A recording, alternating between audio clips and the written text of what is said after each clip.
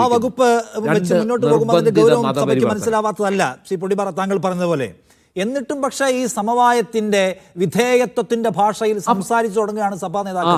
അത് നേതാക്കളുടെ മാത്രം ഒരു ഇഷ്യൂ ആണോ, അവരുടെ മാത്രം ഒരു കൺസേൺ ആണോ? ഇങ്ങനെ നമ്മളൊരു സെറ്റിൽമെന്റ് ഉണ്ടാക്കണം. സമുദായത്തിന്റെ വികാരം എന്തായാലും അതല്ല, കാരണം വേട്ടയാടപ്പെടുന്നു എന്ന് മനസ്സിലാക്കുന്നവരാണ് സമുദായത്തിനകത്തുള്ള പൊളിറ്റിക്കലി അവെയർ ആയിട്ടുള്ള ആളുകൾ. അവർക്കത് മനസ്സിലാവുന്നുണ്ട്. നേതൃത്വത്തിന് എന്തിനാണ് ഈ ചാഞ്ചാടിക്കളി എന്നാണ് തോന്നുന്നത് ശ്രീ പൊടിപാറ?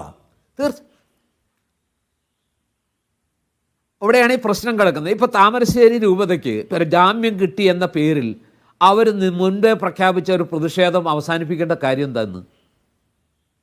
തലശ്ശേരി രൂപതയിൽ അല്ലെ കോഴിക്കോട് രൂപതയിൽ അതേ പ്രതിഷേധ പ്രകടനം നടന്നു, വേറെ അനവധി രൂപതകളിൽ നടന്നു.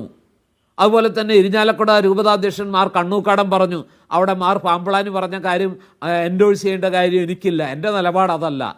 ഞാൻ പറയുന്നത് ഒരു ബിഷപ്പിന് സ്വന്തമായി വ്യക്തിപരമായ ചില അഭിപ്രായങ്ങളുണ്ടാകാം. ആ അഭിപ്രായങ്ങൾ അതേപടി ഏറ്റുപറയാൻ എൻ്റെ രൂപതയോ ഞാനോ തയ്യാറല്ല എന്ന് പറയുമ്പോൾ ഇവിടുത്തെ സാധാരണ വിശ്വാസികൾക്കിടയിലും പൊതു സമൂഹത്തിനിടയിലും ചില കൺഫ്യൂഷൻസ് ഉണ്ടായാൽ അത് ക്ലാരിറ്റിയോടെ തിരുത്തേണ്ടത് മേജർ ആർച്ച് ബിഷപ്പോ CBCI അല്ലെങ്കിൽ KCBC അധ്യക്ഷനോ ഒക്കെയാണ്. അവരാരും മിണ്ടുന്നില്ലല്ലോ. ഔദ്യോഗിക വക്താവായിട്ട് വരുന്ന ശ്രീ എന്താ പറയുക, ഇന്നിവിടെ വന്നിട്ടുള്ള ഡോക്ടർ ചാക്കോ കാളാപ്പറമ്പിൽ പോലും അതിൽ എന്തെങ്കിലും ഒരു വ്യക്തത വരുത്താനല്ല ശ്രമിക്കുന്നത്. ഇവിടെ പ്രശ്നം തീർന്നോ?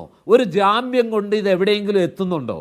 യഥാർത്ഥത്തിൽ ഇവരെ ആക്രമിച്ച ജ്യോതി ശർമ്മയ്ക്കെതിരെ, ആ ജ്യോതി ശർമ്മയോടൊപ്പം ഈ പെൺകുട്ടികളെ ആക്രമിച്ച, പെൺകുട്ടികളെ ബലാത്സംഗം ചെയ്യുമെന്ന് ഭീഷണിപ്പെടുത്തിയ, അതുപോലെ തന്നെ ആ ചെറുപ്പക്കാരനെ ക്രൂരമായി മർദ്ദിച്ച, നിയമം കയ്യിലെടുത്ത ഈ ആളുകൾക്കെതിരെ കേസെടുത്ത് അവരെ ജയിലിലടക്കി അവരെ ശിക്ഷിക്കാനുള്ള നിയമ നടപടികൾ എടുക്കുക എന്നതാണ് ഏറ്റവും പ്രധാനം. മാത്രമല്ല, NIAയുടെ പരിഗണനയിലിരിക്കുന്ന ഈ കേസിൽ ഇപ്പോൾ താൽക്കാലികമായിട്ടൊരു ജാമ്യം കിട്ടി. തീർച്ചയായിട്ടും അത് ആശ്വാസകരമാണ്, തീർച്ചയായിട്ടും അതിലൊന്നും ഒരു സംശയമില്ല.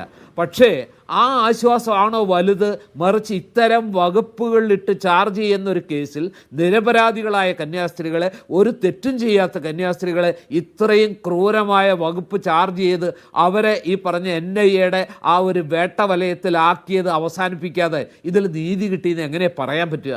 അപ്പോൾ വെറും ഒരു ജാമ്യം കിട്ടുന്നതോടുകൂടി പ്രതിഷേധം അവസാനിപ്പിക്കുന്നു.